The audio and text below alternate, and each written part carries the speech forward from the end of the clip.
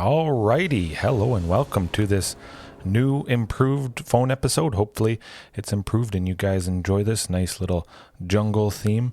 I like adding the commentary on my phone episodes opposed to just silent gameplay. I think this is working out pretty good though.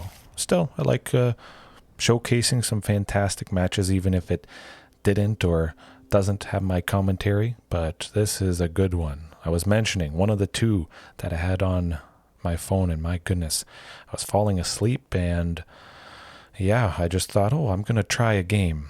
It was about 2 o'clock in the morning. Let's try something with this fantastic potential of Charging Monstrosaur.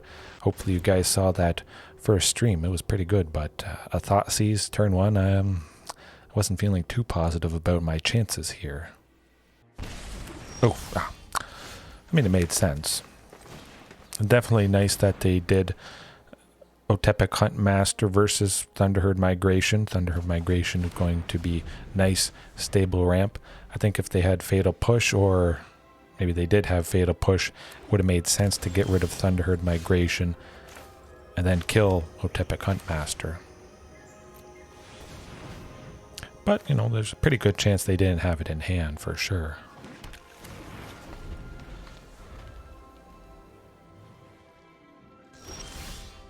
Oh, the Blossoming Defense. Good stuff.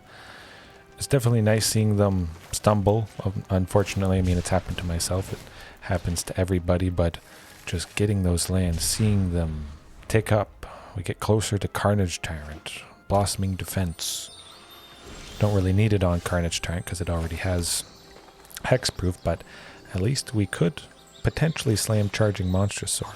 I still wanted to play it safe. I felt there's a pretty good chance they'll do something to Charging, get at least to 6 lands with Topiary Stomper there, so I have potential for Charging or Carnage Tyrant the following turn. But if I wanted to go Charging, I would at least have that one left over for Blossoming Defense if I need to save it. And still, we get fantastic value. It is nice. We draw out that Fatal Push.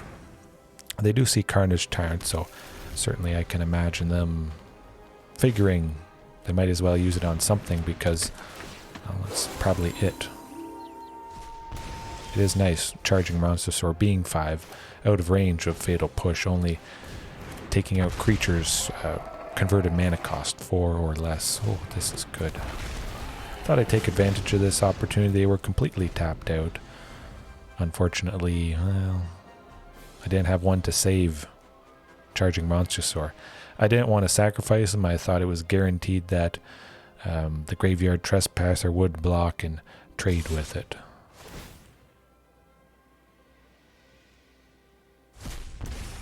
They know Carnage Tyrant is coming down, so they got to do something to someone. I still felt I was very safe taking the 3. Probably all but certain they had something that dealt at least 2 damage. They were hoping probably that I blocked with the Charging Monstrosaur. Yes, and there I go. As I thought. Either Stomp from Bone Crusher Giant or the fantastic Kolgan's Command. I'm thinking I should craft a playset of this, because it's just good no matter what, basically. When I do go back to Jund Dinos, I still, Gruul, red and green, that's my absolute favorite. Bam. There you go. They stumbled in the land department. We had that nice, fantastic ramp and got it done. Certainly, taking out Huntmaster dies again to most things, a lot of things. Pretty difficult to keep that guy alive, especially with Tamiyo Safekeeping, Blossoming Defense. Potentially, that could happen, but if I was going to save anything, I'd rather save Charging Monstrosaur, Shifting Ceratops, something that didn't have hexproof, something bigger that didn't have hexproof.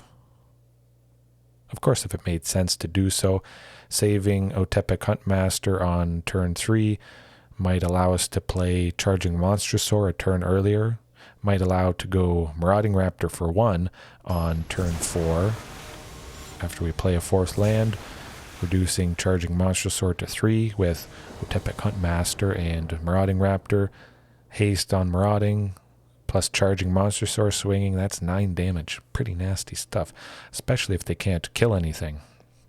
And we just run away from things with that. A little bit worried about that hand.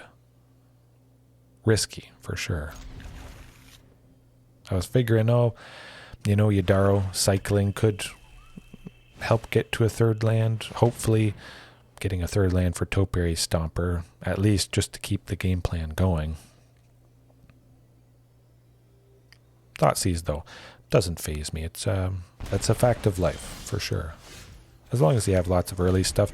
Definitely, before this iteration, I didn't have the Topiary Stompers, the Thunderherd Migrations, just to get that state. Oh, I mean, most people would shed tears. They would cry, absolutely. Actually, now that I think about it, I can add my emotes. Let me just do this live. Kind of live. Semi-live. Okay. There we go. Shedding tears. Ouch. Doesn't get much more painful than that. I still think Yidaro Wandering Monster is right. I'm probably going to try cutting him just to get some body, maybe some ramp that is cheaper. But when you top deck a Yidaro, it's your only thing, your only creature. An 8/8 Trample Haste is what you want to do. Absolutely. One of these days, we're going to get cycling Yidaro a fourth time. Whenever he is cycled, he just goes on to the battlefield for 1 and a red. And you draw a card, because that's how cycling works. 8/8 Trample Haste can't be countered technically, because they would have to counter the cycling ability. And you draw a card. It gets good, but it doesn't happen all that often. The potential is nice, though. And Yidaro could be coming down for 6, could be coming down for 5 with the cost reduction if things are kept alive, and that's just nuts. Potentially could remove Blossoming Defense now that I think about it. I've tried various lists that don't include stuff that gives double strike, so Blossoming Defense definitely makes sense if something has double strike, but Snakeskin Veil, putting a 1/1 counter on a creature plus hexproof, could potentially be a little bit better if turns go on, but if we only need to kill him that turn, a Blossoming Defense, possibly. Certainly, I would never cut Tamiyo Safekeeping, but at least for a playset of something that gives hexproof, indestructible would be nice, but some sort of protection, that certainly seems to be the way to go. Especially if they're going to try and kill it on their turn. Maybe they sink 4, 5 mana into something, and you just stop them dead in their tracks. You have that body, and then you slam another big body. Chances are that might be lethal right there. Very debilitating. But they're running out of options. They got to be sweating a little bit, I was hoping. Crossing my fingers.